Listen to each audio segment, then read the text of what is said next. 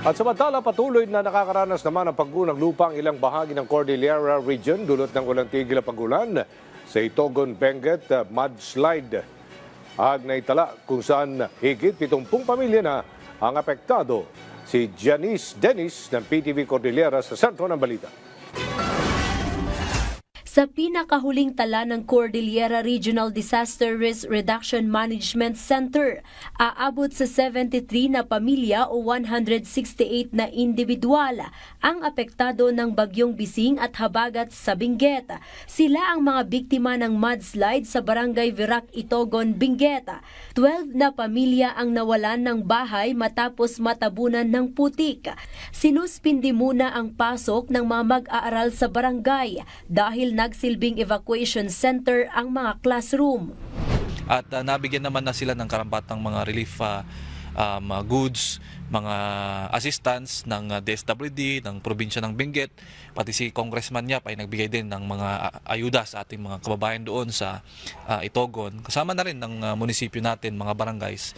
Tulong-tulong po tayo doon, nagbayanihan po sila para mabigyan ng suporta yung mga nailikas ng mga pamilya doon sa Virac, Itogon. Hindi na bago ang mga insidente ng landslide sa bayan ng Itogon. Ayon sa alkalde, malambot na kasi ang lupa dahil sa ilang araw na pag-ulan. Nananatili pa rin ang direktiba ng Mines and Geosciences Bureau sa pagtigil ng operasyon ng small-scale mining. Inirekomenda rin na ma-demolish ang mga shanty na nasa high-risk areas sa Itogon. Under monitoring niya, na makikita tayo kung matkat nga ito slide. Matkat nga ito mo magbabangan taga. So nga nakamonitor mo si NDR tayo, di para sa official. Kaya nagiti umilimot lang. Di dato majay, nag-evacuate tayo rin na tips na. Samantala, nagkaroon naman ng pagguho ng lupa sa Cannon Road malapit sa Viaduct Tunnel kagabi, kaya pansamantalang isinara ang kalsada. Ngayong araw, bukas na ang Cannon Road ngunit para sa mga light vehicle lamang. Pinayuhan muna ang mga heavy vehicle na dumaan sa ibang ruta gaya ng Marcos Highway at Asin ng Alisan San Pascual La Union Boundary Road.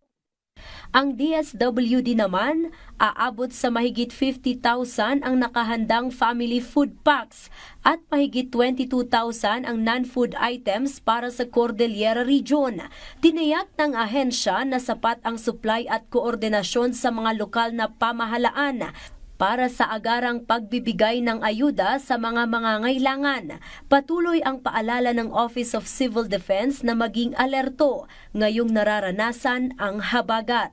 Maging alerto po tayo at maging handa sa posibleng preemptive evacuation. Pag preemptive evacuate po tayo kung kinakailangan lalong-lalo na po kung tayo po ay nakatira sa mga landslide or flood-prone areas, siguraduhin natin na alam natin kung saan yung mga pinakamalapit na safe na lugar at mga evacuation centers para meron po tayong mga contingencies. Janice Dennis para sa Pambansang TV sa Bagong Pilipinas.